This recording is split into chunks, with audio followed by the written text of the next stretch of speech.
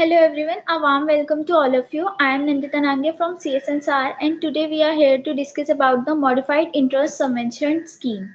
For that, I heartily welcome CAIP Vivek Khurana sir. Thank you so much sir for giving your valuable time to us. Before Vivek sir start his deliberation, I request you all to please subscribe our YouTube channel CSNSR and also press the bell icon so that you will get all the notifications about our new videos and webinars. Sir, RBI has recently notified about the modified interest subvention scheme. Can you please tell us that what is that and what are the modifications in this? Thank you very much, Nandita ji, for such a warm welcome.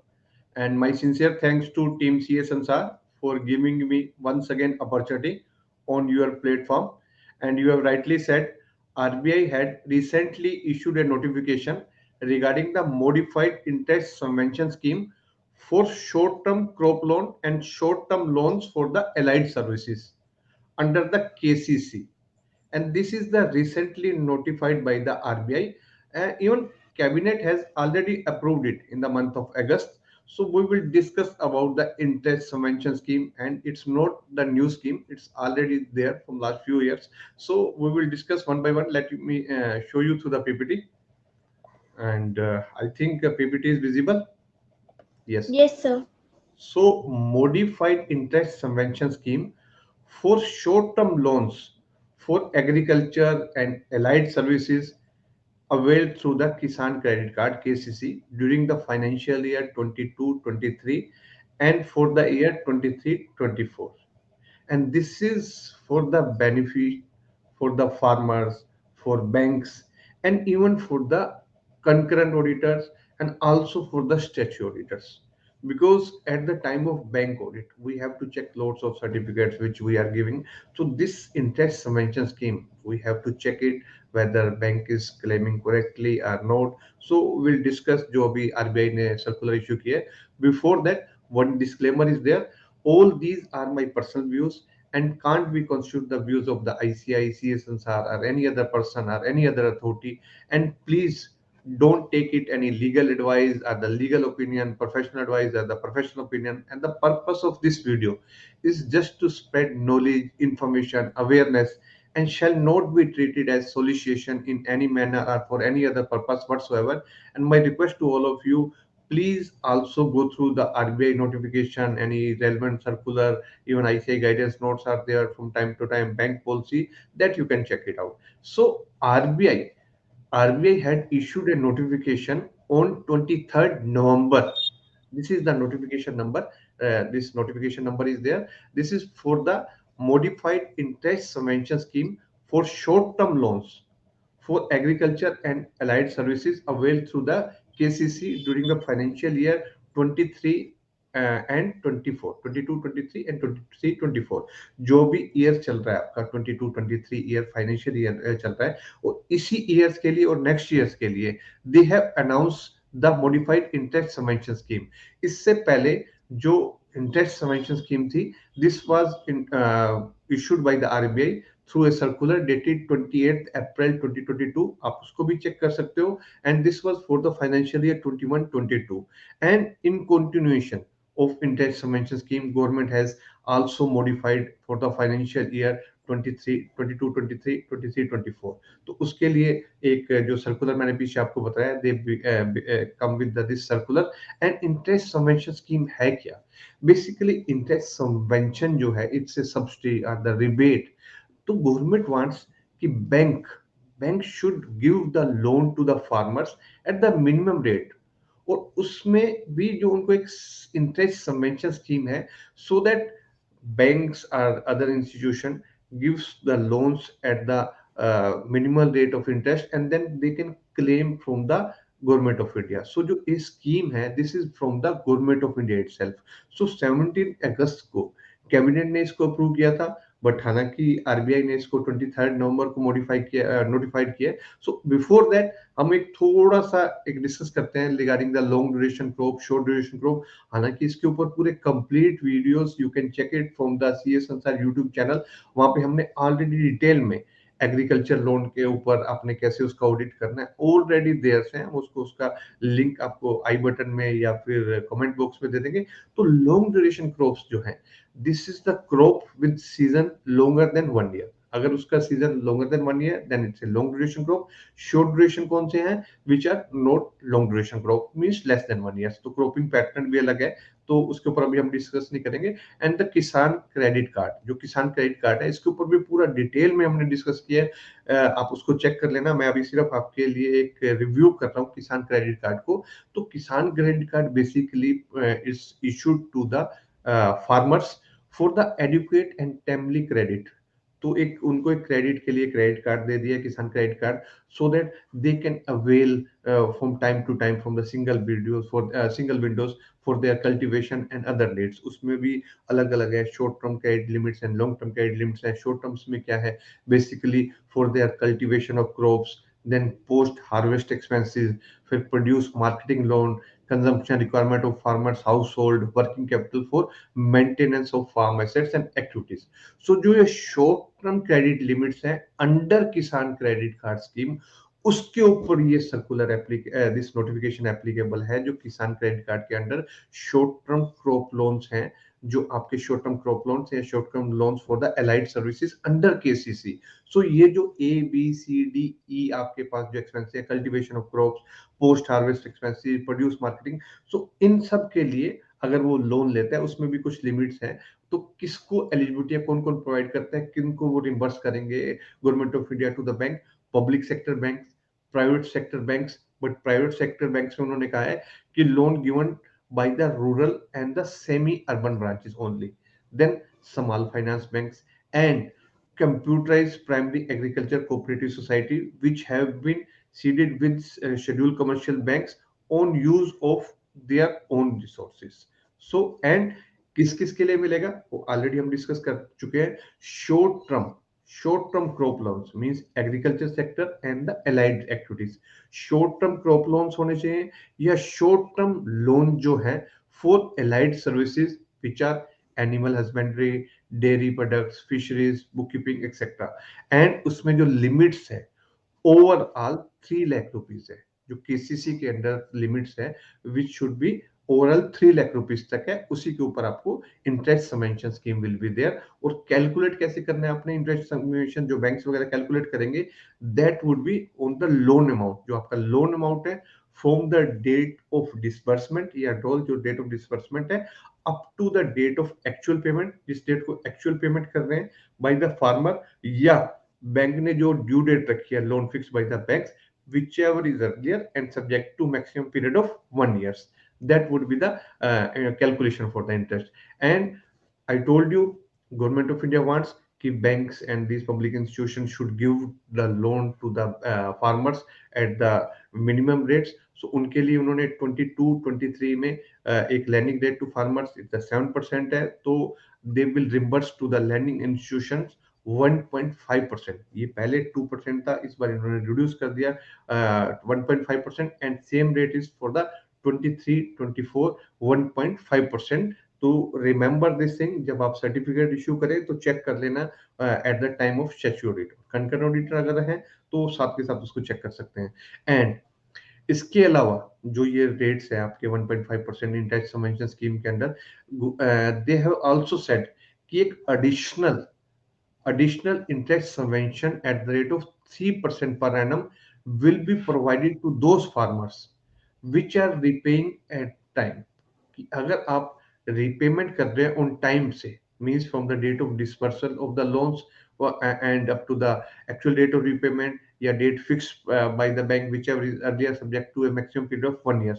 तो अगर जो farmers हैं, अगर वो time पे repayment कर रहे हैं अपने लोन्स की, जो उन्होंने लोन लिए हैं under this scheme, IC modified interest जो सबवेंशन स्कीम है, वो आपका 3% एडिशनली मिलेगा। मींस जो 7% minus 3%, they can claim the loan for 4%। and this is not only for the short term crop loans, this is also for the animal husbandry, dairy, fishery, bookkeeping etc, उसके लिए भी है। and this is for the 22-23 and 23-24। and this benefit only to those which repay the amount on time, but अगर आप prepaid time नहीं करते तो फिर you can't avail this loan. And then next is जो आपका इंटरेस्ट सबवेंशन स्कीम जो है, this is for overall limit of 3 lakh rupees. 3 lakh rupees तक ही आपको इंटरेस्ट सबवेंशन मिलेगा, उसमें भी maximum 2 lakh rupees for the farmers involve in the other activities, means जो अलाइड सर्विसेज है उसकी मैक्सिमम लिमिट है 2 लाख रुपीज। तो ओवरऑल लिमिट 3 लाख रुपीज है केसीसी में, और उसमें भी priority will be given to the crop loan. तो क्रॉप पहले जो आपको इंटरेस्ट सबवेंशन मिलेगी जो अब टोटल 3 लाख रुपीज में मिलेगी, first part should be from the crop loan and second part from the allied services. तो अलाइड सर्विसेज भी कितनी है, 2 लाख रुपीज तक, और क्रॉप लोन अगर प्रायोरिटी में है तो 3 लाख। इसको हम one by one through the example देखेंगे। तो फर्स्ट एग्जांपल कि कैसे आपने कैलकुलेशन करनी है, कि अगर किसी फार्मर की ओवरऑल केसीसी लिमिट है 2.5 लाख रुपीज, और क्रॉप लोन उसमें से है 1.5 लाख रुपीज, और एलाइड एंड हेडमरी जो भी है अदर सर्विसेज के लिए 1 लाख रुपीज। तो इस केस में उसकी क्या आईसीसी कितने तक मिलेगा, इसमें फर्स्ट जो आपका है क्रॉप लोन कितने का है, 1.5 लाख, 3 लाख तक है, 1.5 वो हो जाएगा, 1 ये हो जाएगा, तो 2.5 ओवरऑल हो जाएगी। तो this will be the available जो आपका आईएसएन पी बेनिफिट है जो मिलेगा 2.5 लाख रुपीज पे। फिर देन नेक्स्ट एग्जांपल जो है, अगर उसकी केसीसी की ओवर लिमिट है 3 लाख रुपीज, और इसमें क्रॉप लोन है 0.5 लाख रुपीज के, एनिमल हस्बेंड्री एंड जो एलाइड सर्विसेज के लिए है 2.5 लाख रुपीज। तो इस केस में overall limit 3 lakh is okay, but first priority crop loan 0.5, और एलाइड सर्विसेज कितनी है 2 लाख रुपीज, तो टोटल कितना हो जाएगा 2.5 लाख रुपीज, वो आपको बेनिफिट मिलेगा इस केस में, सेकंड एग्जांपल में। अब थर्ड एग्जांपल अगर हम देखते हैं, इसमें ओवरऑल लिमिट केसीसी की है 4 लाख, बट हम कितने तक प्रोवाइड करेंगे एज ए बैंक, 3 लाख तक। तो इसमें से हमें चेक करना पड़ेगा, क्रॉप लोन 1.75, ठीक है, ये तो टोटल हो जाएगा, एंड एलाइड सर्विसेज के लिए 2.25। तो वैसे भी एलाइड सर्विसेज के लिए 2 लाख अवेलेबल है, और but first priority crop land, तो दोनों को अगर हम ऐड करेंगे 3.75, नो, कितने तक मिलना है, 3 लाख रुपीज तक। तो 1.75 लाख प्लस 1.25, तो 3 लाख रुपीज टोटल उनको बेनिफिट मिलेगा। और अकॉर्डिंगली दिस की फर्स्ट आपका क्रॉप लोन का, एंड सेकंड एलाइड सर्विसेज का, और एलाइड सर्विसेज में भी मैक्सिमम लिमिट कितनी है, 2 लाख रुपीज, बट अभी बैलेंस 1.25 लाख है, तो that would be available. And then next example में overall KCC limit 4.5 lakh rupees, इसमें क्रॉप लोन की लिमिट है 2 लाख रुपीज की, एलाइड सर्विसेज की 2.5 लाख रुपीज, कितने तक अवेलेबल होगा, 3 लाख। 2 लाख आपका क्रॉप लोन का, 1 लाख एलाइड सर्विसेज का, तो 3 लाख आपका क्रॉप लोन का, and sorry 2 lakh crop loan and 1 lakh allied services का, दिस इज 3 लाख ओवरऑल उसको जो बेनिफिट मिलेगा वो 3 लाख रुपीज का मिलेगा। एक और एग्जांपल देख लेते हैं, अगर ओवरऑल केसीसी लिमिट है 4 लाख रुपीज, उसमें आपकी क्रॉप लोन की लिमिट कितनी है, 3.5 lakh rupees, and allied services 0.85, तो अब उसको मिलना ही 3 लाख रुपीज है, तो फर्स्ट सारा का सारा क्रॉप लोन से मिल जाएगा, तो क्रॉप लोन का ही सारा बेनिफिट मिलेगा, एलाइड सर्विसेज में उसको कोई बेनिफिट नहीं मिलेगा, बिकॉज मैक्सिमम अमाउंट कितना है, 3 लाख रुपीज का। So I think you got this. And then next is कि they have also in this notification, ये ऑलरेडी पहले भी था, कि to discourage the distress sale by the farmers.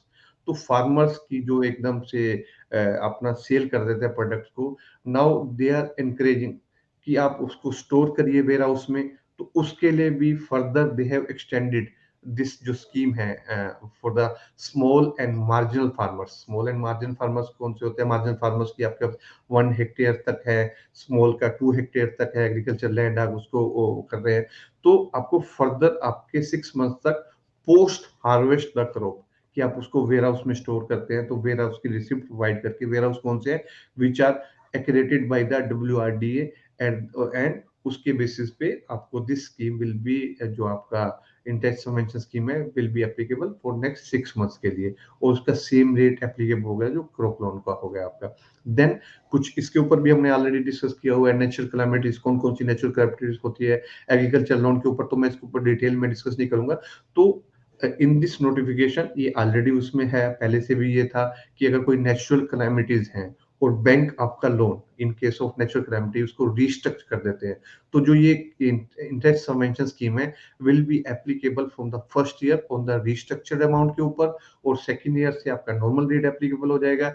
In case कोई सिवियर नेचुरल कैलेमिटीज हैं, तो सिवियर नेचुरल कैलेमिटीज में जो इंटरेस्ट सबवेंशन स्कीम्स हैं will be applicable for first 3 years, या फिर जितना उसका लोन पीरियड होगा subject to maximum period of 5 years. And उसके बाद वो जो 3% पर एनम का जो रिपेमेंट इंसेंटिव्स है वो भी उसके ऊपर एप्लीकेबल होगा। बट जो सीवियर नेचुरल कैलेमिटीज है कौन उसको रिकमेंड करेगा?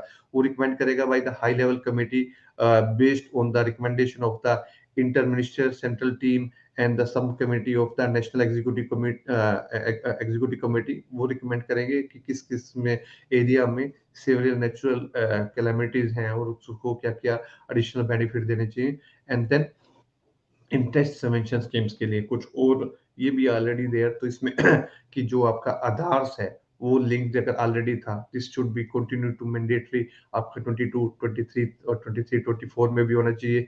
एंड जो बैंक्स वगैरह जो लैंडिंग इंस्टीट्यूशन क्लेम्स करेंगे अपने जो फॉर इंटरेस्ट सबवेंशन स्कीम्स वो एनुअल बेसिस पे करेंगे। And it should be daily certified by the statutory auditors कि आप एज ट्रू एंड करेक्ट, जब आप बैंक ऑडिट करते हो, बैंक बना स्टैट्यूटरी ऑडिट करते हो, तो आपको काफी सारे सर्टिफिकेट देने पड़ते हैं, उसमें इंटरेस्ट सबवेंशन स्कीम का भी सर्टिफिकेट देना होता है। But before signing that please check the calculation कि किस किस फार्मर्स को क्लेम किया, किस किस को बेनिफिट्स दिए, कितने कितने टाइम का इंटरेस्ट था, क्या बैंक क्लेम कर रहे हैं आगे, तो इसको प्रॉपरली चेक कर लीजिएगा। इवन जो पोस्ट हार्वेस्ट है 6 मंथ की एक्सटेंशन के लिए जो मैंने वेयर हाउस के लिए कहा था कि वेयर हाउस की रिसिप्ट के बेसिस पे आप क्लेम कर सकते हैं, उस केस में भी as a statutory auditor you have to give the certificates। and my again request to all of you, आप पूरी उसकी कैलकुलेशन चेक करिए then sign on the, because certificates हम सिर्फ वो रिपोर्ट्स वगैरह ही सिर्फ चेक कर लेते हैं, जो सर्टिफिकेट्स वगैरह that's are also very very important. जितने हम सर्टिफिकेट साइन करते हैं प्लीज चेक द कैलकुलेशन, उसमें से एक इंटरेस्ट सबवेंशन स्कीम्स का भी है, तो check the proper calculation. So this is regarding the जो लेटेस्ट आरबीआई की नोटिफिकेशन है regarding the modified interest subvention scheme. So I hope now you got the clarity, Nandita ji. In case if you have any further query, you can discuss with me. No, sir, thank you so much, sir, for such a wonderful presentation. And before ending the session, I would like to request that please like the video, share it with the maximum friends so that they can also get the benefit through it. Thank you so much. Bye bye. Take care. Thank you very much. Thanks a lot. Bye bye. Take care.